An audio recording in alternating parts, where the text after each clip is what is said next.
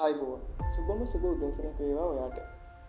ඊ වෙනකන් සිද්ධ වුණු හැම නරක දෙයක්ම හැම හොඳ දෙයක්ම අමතක කරලා දාන්න ටිකකට.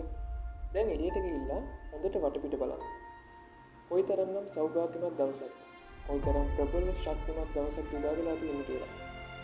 ඊයේ නිදාගත් ඔයාට අද උදේත් ආයෙ අස්සරින්න පුළුවන් වුණ එකට මේ විශ්වයට, සබාදහමට, ඒ වගේම Tamanටම ස්තුතිවන්ත වෙන්න. ඉතාමත් ඉහළ ශක්තිමත් සිතුවිලි රටාවකින් ඔයාගේ හිත පුරවල තියාගන්න. මම ඔයාලට විශ්වාසය ගැන පුංචි කතාවක් කියන්නම්. ඇමරිකාවේ එක්තරා ප්‍රාන්තයක පුංචි පිරිමි ළමයෙක් උපත ලැබුවා මීට වසර ගණනාවකට කලින්. අවාසනාවන්තම දේ තමයි මේ ළමයා උපතින්ම ආබාධිතයි. එයා ඉපදුණු වෙලේ එයාගේ ළඟ ඉඳපු දොස්තරලා ඔක්කොම එයාගේ දෙමව්පියන්ට කියලා තිබුණේ මේ දරුවා තව ගොඩක් කල් ජීවත් වෙන්නේ නැහැ කියලා. හැබැයි එයාගේ දෙමව්පියන් ඒක විශ්වාස කරේ නැහැ. මොකද එයාලට ඕනේ උනේ මොන දේ වුණත් මේ ළමයා ජීවත් කරවන්න.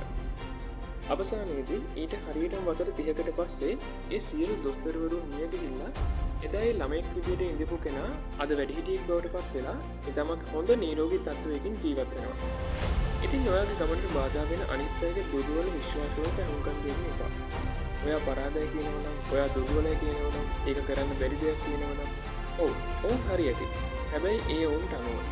එයාලට අනුව ඒක කරන්න බැරුව ඇති. හැබැයි ඔයාට පුළුවන්. ඒ නිසා පරිස්සමෙන් විශ්වාසයක වැඩ කරන්න. සුබ දවසක්. ජය වේවා.